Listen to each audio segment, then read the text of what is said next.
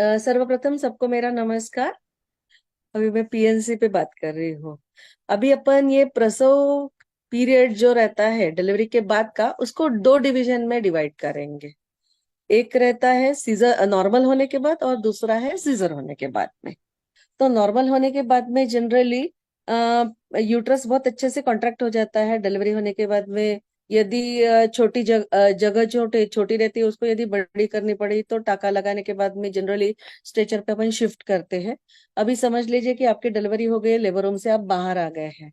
Labour room से बाहर आने के बाद में 2 घंटे तक का थोड़ा सा पीरियड, 2 से 3 घंटे तक का सब पीएनसी लेडीज का जो पीरियड रहता है वो क्रूशियल रहता है।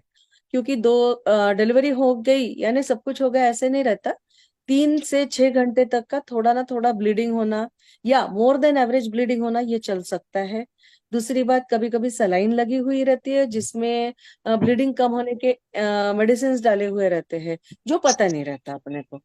तो डॉक्टर लोग जनरली, हम लोग जनरली पेशेंट को बताते हैं 2 या 3 घंटे तक का कुछ खाने पीने की कोशिश मत कीजिए। या डॉक्टर यदि बताएंगे, जैसे मैं बताऊंगी कि हाँ 2-3 घंटे थोड़ा भूखा ही रहिए, कुछ खाइए मत, कुछ प्रॉब्लम आया तो हमको इंटरफेयर करने की जरूरत पड़ सकती है। या फिर सब कुछ बहुत ही अच्छे से हो गया तो हम बताते कि इमीडिएटली चाय कॉफी या कुछ तो भी हल्का फुल्का आप खाने की कोशिश कीजिए। इमीडिएटली आफ्टर डिलीवरी 2 या 3 घंटे में यदि पेशेंट को लगता है कि उनको ब्लीडिंग हो रहा है या जरूरत से ज्यादा पैड्स चेंज करने की जरूरत पड़ रही है या पेट फूल रहा है, तो डॉक्टर को कंसल्ट करना चाहिए। एक। नंबर दो, डिलीवरी होने के इमीडिएटली बाद में बेबी को आधे घंटे के पश्चात ही मदर को फीडिंग को लगाना चाहिए। यानी जो ब्रेस्ट फीडिंग रिफ्लक्स जो रहता है दूध आने का, वो जल्दी जल्दी स्टार्ट होता है। और मदर फीटस अटैचमेंट बहुत जल्दी रहता है। जनरली रिलेटिव्स वगैरह को हम बोलते हैं, या फिर सिस्टर जो इंचार्ज अपन ने दी रहती है उनको सर्व करने के लिए, तो फिर जनरली सिस्टर आधे घंटे में छाती को लगा देती है। सबसे पहला काम है कि ब्लीडिंग यदि नहीं हो रही है तो मदर ने आधे घंटे के पश्चात खुद होके ही बोलना चाहिए कि पहले मेरे बेबी को ब्रेस्ट फीडिंग के लिए लगाइए। जैसे ही बेबी की टंग टच होती है निपल्स को, तो हार्मोन्स का इफेक्ट बहुत ज्यादा होता है, प्रोलैक्टिन सिक्रीशन बहुत होना शुरू हो जाता है। और प्रसव के बाद में जो ब्लीडिंग होता है वो कम होता है। और मिल्क रिफ्लेक्स बहुत अच्छे से शुरू हो जाता है। ये बहुत प्राइम चीजें है जो अपन ने शुरू करनी चाहिए, जो अपने यहाँ पे मिसिंग रहती है। सेकंड, ब्लीडिंग यदि ज्यादा हो रहा है तो अपने डॉक्टर को कंसल्ट करके एक बार 1 घंटे के बाद में देखने को बताइए। तकलीफ जरूर होती है, पर यदि ब्लीडिंग कम हो रहा है तो पेशेंट जल्दी कंफर्टेबल हो जाएगी, और हीमोग्लोबिन कम होना या बाकी के जो कॉम्प्लिकेशंस जो होते हैं हीमोग्लोबिन कम होने के कारण, वो कम हो जाएंगे। सेकेंडली, कभी कभी ऐसे होता है कि एनेस्थेसिया दिया रहता है, पेशेंट सिडेटेड रहती है, तो ऐसे वक्त में जनरली एक्टिव नहीं होती या ब्रेस्ट फीडिंग के लिए रेडी नहीं होती।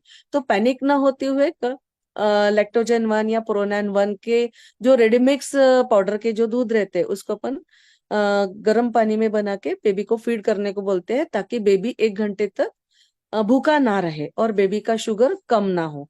बेबी का शुगर यदि कम हुआ तो कभी कभी बेबी बहुत सुस्ता जाता है, और बेबी जल्दी जल्दी फीड लेने को तैयार नहीं रहता है या एक्टिव नहीं रहता है। तो ये भी अपन ने इसकी तरफ में ध्यान देना चाहिए। थर्ड पार्ट ये है कि बेबी जब डिलीवर होता है उसके बाद में जब हैंडओवर किया जाता है, तो बेबी को जनरली ऐसे देखा गया है कि हर रिलेटिव के हाथ में दिया जाता है। तो अवॉइड करें कि 1-1 घंटे में या हर 15-15 मिनट में new born babies, either normal delivery हो या सीजर हो, पर हर नए रिलेटिव के हाथ में ना दिया जाए। बेबी का चार्ज या तो मदर इन लॉ या फिर सिस्टर इन लॉ या जो भी उसकी फर्स्ट डिग्री रिलेटिव जो रहती है उसी ने लेना चाहिए। क्योंकि क्या होता है कि बेबी के हाथ खुले रहते हैं, कभी नीले पड़ जाते हैं, कॉर्ड को धक्का लग जाता है तो कॉर्ड में से ब्लीडिंग होता है।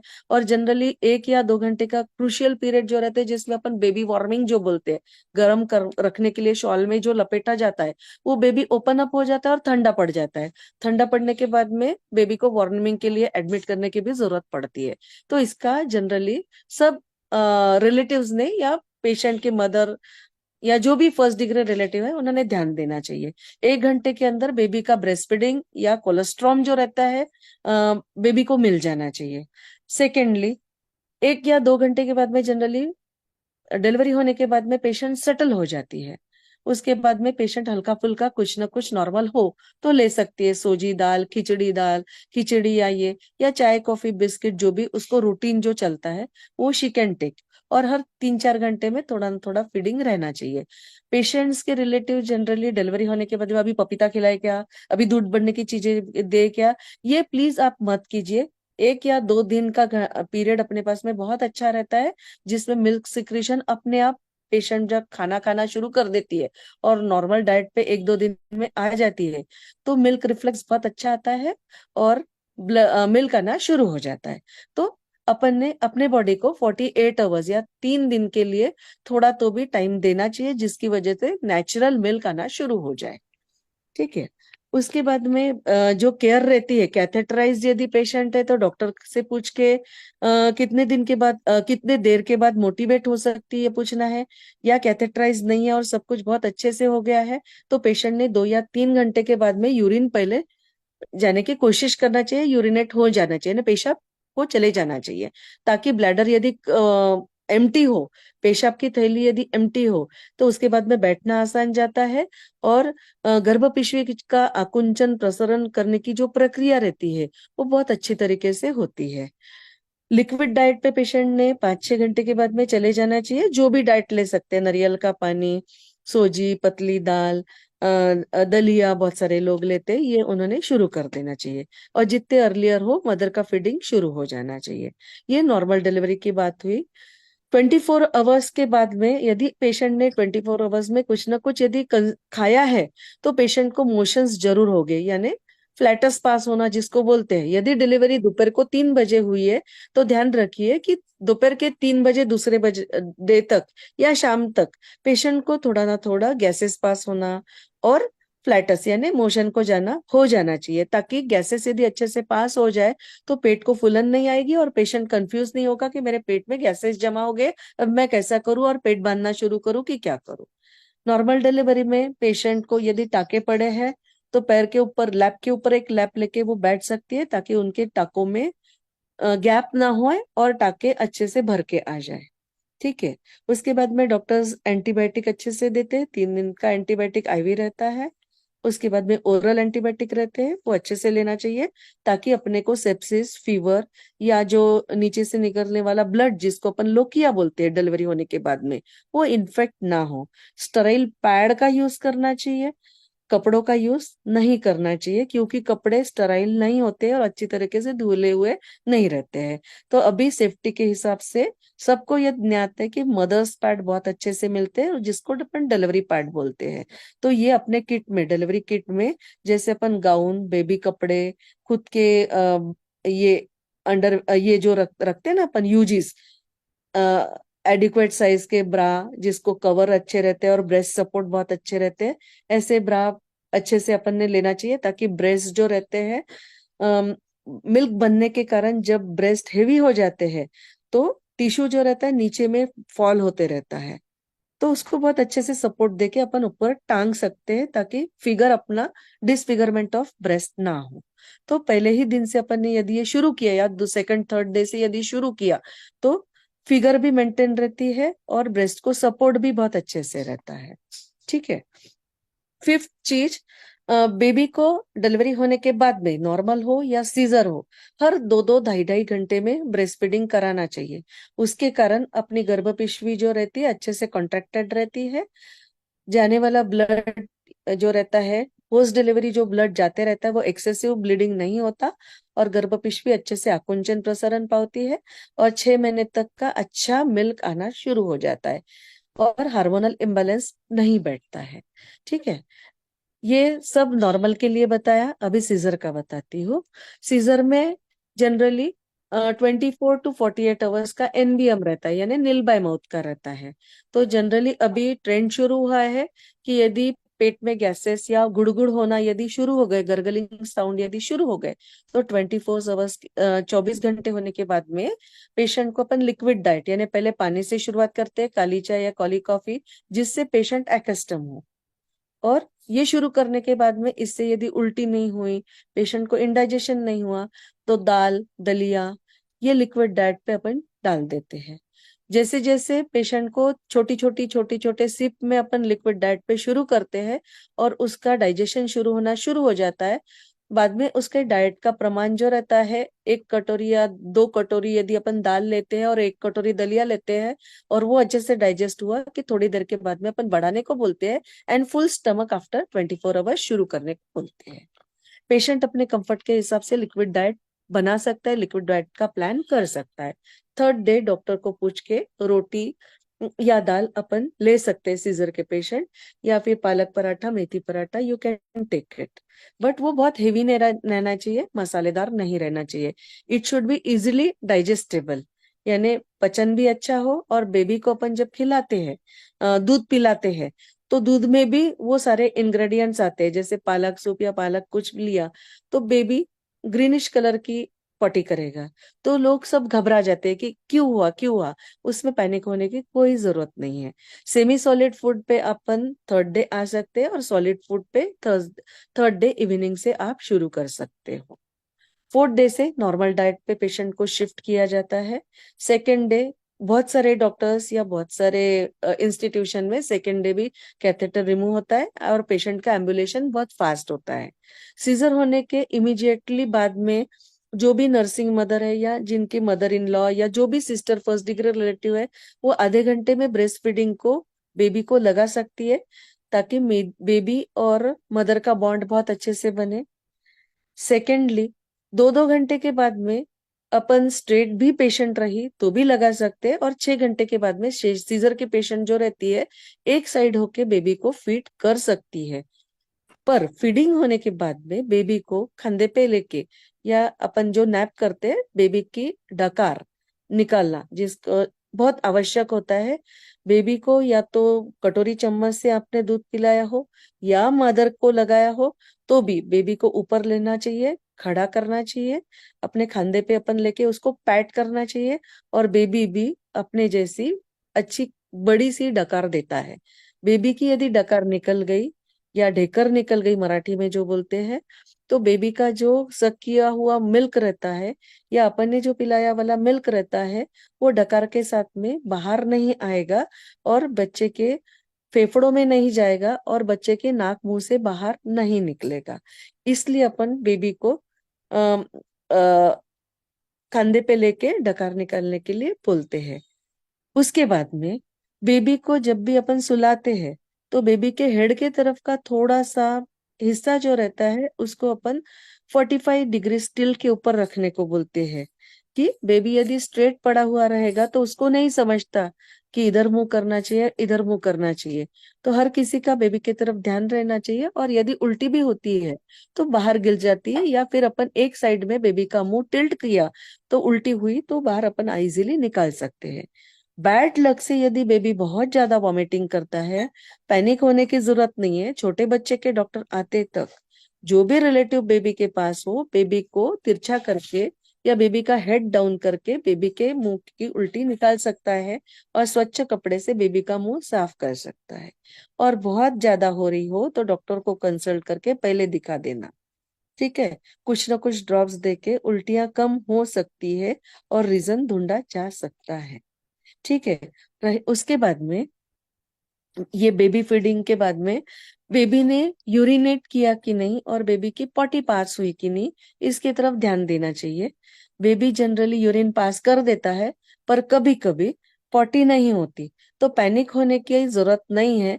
जनरली नॉर्मल बेबीज और गुड वेट बेबीज जो रहते हैं 2 या 2.5 किलो के ऊपर के, तो उनकी पॉटी ब्लैक कलर चिकट रहती है, जो जनरली हाफ एन आवर्स में या 1 घंटे में हो जाती है। पर कभी कभी कुछ कुछ बेबीज की इंटेस्टाइन वीक हो सकती है, उसके लिए भी पैनिक होने की जरूरत नहीं है। तो 6 घंटे के बाद में ब्रेस्ट फीड हो बेबी 6 घंटे के बाद में खुद होके ही करेगा। और यदि ना करे तो बेबी को जब भी अपन फीडिंग देते हैं कटोरी चम्मच से, तो बेबी पॉटी कर ही देता है। पर बैड लक से यदि पॉटी बेबी ना करे 12 घंटे के बाद, तो छोटे बच्चे के डॉक्टर को कंसल्ट करके एनल जो पार्ट है स्पिंक्टर वो बना हुआ कि है कि नहीं है। ये जनरली सभी अभी इतनी फैसिलिटीज हो गई है कि छोटे बच्चे के डॉक्टर वो देख के ही बेबी को हैंड ओवर करते हैं। पर बैड लक से गवर्नमेंट हॉस्पिटल में, या कहीं वो बेबी या कहीं होम डिलीवरी हुई हो और वो बेबी देखने का छूट गया हो, तो छोटे बच्चे के डॉक्टर को तुरंत कंसल्ट करके उसके स्पिंक्टर्स का चेकअप कर लेना चाहिए। ठीक है। उसके बाद में जनरली डिलीवरी होने के बाद में कॉर्ड वगैरह में से कभी कभी बहुत ज्यादा हैंडलिंग के कारण ब्लीडिंग हो सकता है, तो 2-2 घंटे में कॉर्ड भी देखते रहना चाहिए। बेबी का रेस्पिरेशन अच्छा है कि नहीं वो देखना चाहिए। और टाइमली, यदि आपने 9 बजे बच्चे को पिलाया है तो छोटा बच्चा है, बहुत देर तक उठेगा नहीं, तो 3 घंटे के बाद में बेबी के पैर के ऊपर टिचकी मार के या हल्का सा बेबी के कान के बाजू में एक छोटी सी ऐसी मसाज करके बेबी उठ जाता है। और बेबी को उठाना है, नैपकिन्स बेबी नैपकिन्स जो रहते हैं, यूरिनेट किया कि नहीं या पॉटी की कि नहीं, ये चेक करना है, उसको क्लीन करना है। और बेबी को फीडिंग देना है। ब्रेस्ट फीडिंग कीजिए या कटोरी चम्मच से आप दे सकते हैं, वो दीजिए। जनरली इधर बेबी ने खाया तो उधर से टंकी खाली हो जाती है, यानी पॉटी करता है, तो उसके लिए भी पैनिक होने की जरूरत नहीं है। बेबी जनरली जितने बार फीड लेगा उतने बार पॉटी करेगा, ये यूनिवर्सल रूल है। और बहुत सारी पेशेंट्स जो रहती है, 8 to 10 टाइम्स पॉटी करना बेबी का इज नॉर्मल।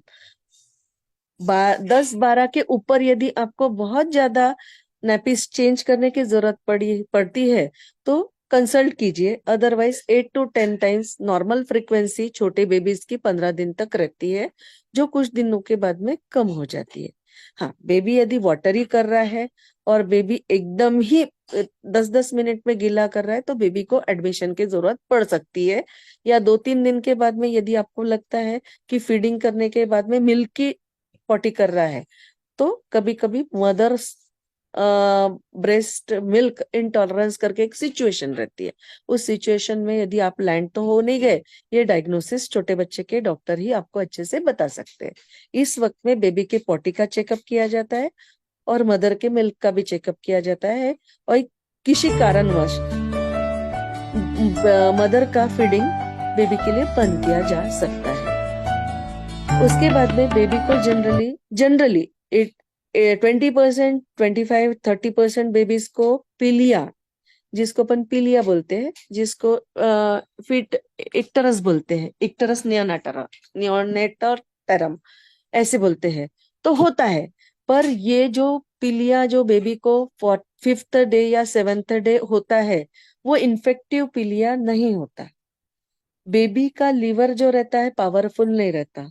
नॉर्मल या सीजर के वक्त में कभी कभी मदर ब्लड ट्रांसफ्यूजन होने के चांसेस रहते हैं। ऐसा यदि कभी बेबी मदर का और बेबी का ब्लड में कुछ न कुछ अंश यदि आ गया हो, तो वो मिक्सिंग के कारण बेबी को इक्टरस हो सकता है, यानी जिसको अपन पीलिया बोलते हैं। पर वो कुनकुनी धूप, 1 घंटे की जो धूप रहती है, 9 बजे से 11 बजे तक की जो धूप रहती है, उसमें बेबी को यदि अपन धूप दिखाए तो वो खुद होके फोटोथेरेपी से निकल जाता है। पर यदि बेबी के चेहरे को छोड़ के भी बदन पे यदि येलोइशनेस दिखता है, तो बेबी का serum bilirubin 5th day generally हम लोग चेक करते हैं। यदि वो 10 या 10 के ऊपर है, तो बेबी को फोटोथेरेपी की जरूरत पड़ सकती है। ऐसे वक्त में वो रिपोर्ट्स छोटे बच्चे के डॉक्टर को दिखाना एसेंशियल। जनरली 2.5 किलो के ऊपर के बेबीज को फोटोथेरेपी देने की जरूरत नहीं पड़ती। पर यदि बिलिरुबिन जो है एक सीरम बेबी का, वो यदि 10 या 12 के ऊपर चला जाता है, तो तुरंत डॉक्टर को दिखा के फोटोथेरेपी जिसको बोलते हैं और प्रीमेच्योर बेबी यूनिट में कभी कभी बेबी को भेजने की जरूरत पड़ सकती है, जिसमें आर्टिफिशियल लाइट से ऊपर एंड और डबल फोटोथेरेपी रहते, डबल सरफेस, ऊपर से और नीचे से लाइट लगा के जो पीलिया आया है बेबी के शरीर में, वो कम हो जाता है। जैसे अपन धूप में रखते हैं तो नेचुरल सनलाइट से भी वो जो बिलिरुबिन के पार्टिकल्स रहते हैं, बाइल पिगमेंट्स, वो नष्ट हो जाते हैं और बेबी के यूरिन से और पॉटी से वो निकल जाते हैं। इसलिए पैनिक होने की जरूरत नहीं है।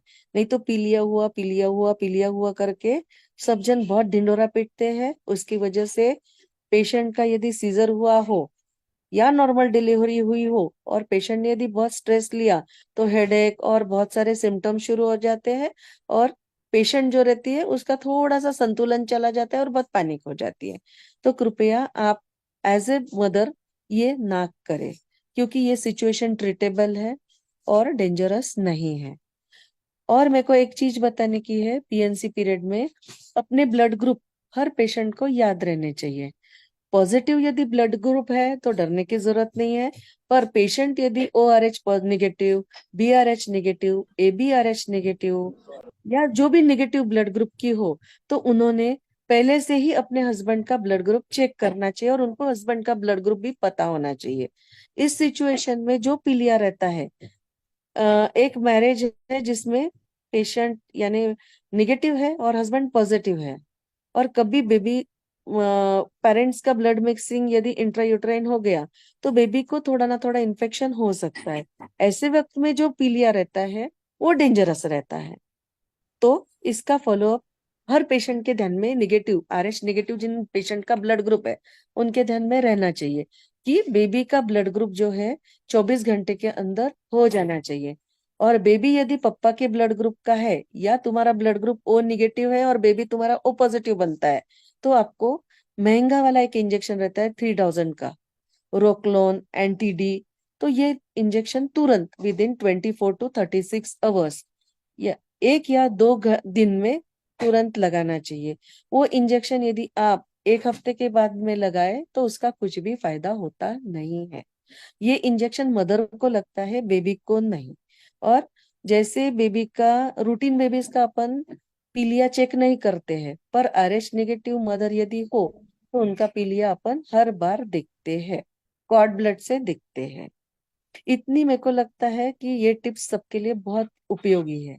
अभी मैं मदर की तरफ फिर से जाती हूँ। यदि सीजर हुआ है मदर का, तो सेकेंड डे, जनरली सेकेंड या थर्ड डे कैथेटर रिमूव होता है।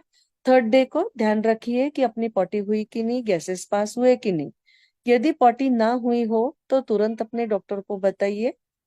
पॉटी ना हुई हो तो नीचे से गोली डाल के पॉटी करने की व्यवस्था भी होती है, या ज्यादा पानी पिएगे तो भी पॉटी हो जाती है, या पेट में से कुछ लिक्विड पैराफिन या मेडिसिन देके भी पॉटी करवाते हैं। तो पॉटी जनरली थर्ड या फोर्थ डे हो जानी चाहिए, ताकि आपको गैसेस डिस्टेंशन ना हो और इंडाइजेशन का प्रॉब्लम ना हो, और उसकी वजह से आपका खाना बहुत अच्छा रहना चाहिए। जनरली सीजर और नॉर्मल डिलीवरी दोनों में भी मिथ है कि पहले 3 दिनों में कुछ भी खाना ना दिया जाए। मैं हर रिलेटिव को और हर पेशेंट के मदर्स और रिलेटिव को रिक्वेस्ट करती हूँ कि किसी भी मदर को भूखा ना रखा जाए, क्योंकि ऑलरेडी नॉर्मल डिलीवरी में 500 ml यदि ब्लड लॉस होता है तो सीजर में 1000 ml होता है।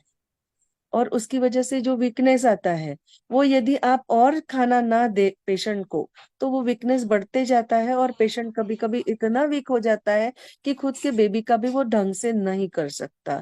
तो हर प्रेग्नेंट लेडीज को डिलीवर होने के बाद में 3-3 4-4 घंटे के बाद थोड़ा थोड़ा, बहुत ज्यादा एम्पल नहीं और बहुत डकार आते तक नहीं, परंतु थोड़ा थोड़ा मिनिमल फीड्स 3-3 घंटे में आपने प्लान करके देना चाहिए। उसमें फ्रूट्स, हर हर फ्रूट रहना चाहिए, और डाइजेस्टेबल, इजीली डाइजेस्टेबल हर पदार्थ रहने चाहिए। और डाइट का ध्यान हर प्रेग्नेंट लेडीज ने, अभी की सारी लेडीज एजुकेटेड रहती है, 100 में से 5 या 10 ही अपने को बहुत ही अनपढ़ गवार मिलती है जिनको बहुत एक्सप्लेन करना पड़ता है। पर हर चीज, हर हर लेडीज को अपन ने क्या खाना चाहिए क्या नहीं खाना चाहिए इसका ज्ञान एएनसी पीरियड में, चाहे वो गवर्नमेंट हॉस्पिटल हो, प्राइवेट इंस्टीट्यूशन हो या कोई भी हो, हर इसमें कुछ न कुछ दिया जाता है। अपने गायत्री शक्तिपीठ में भी 3-3 महीने का गर्भ संस्कार शिविर जब अपन लेते हैं, ये लोग लेते हैं हमारे गायत्री शक्तिपीठ वाले, बहुत सुंदर शिविर लेते हैं। उसमें 1-2 डाइटिशियन आते हैं, बहुत सुंदर बताते हैं। तो जब भी बताते हैं, या तो आप लेखन कर लीजिए क्या खाना चाहिए क्या नहीं खाना चाहिए, और आपको लगता है तो आप अच्छे से रिकॉर्ड करके उसको रखिए। यानी जो उन्होंने दिए हुए वाला जो नॉलेज है, वो आपको पीएनसी होने के बाद में जरूरी नहीं है हर बार हमारा ऑनलाइन हो और अपन अटैच कर सके या हर बार अपन बैठ सके हर चीज के लिए।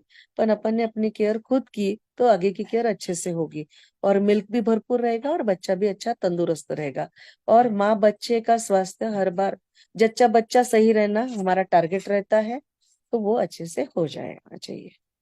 इतना बोल के मैं खुद का समापन करना चाहती हूँ।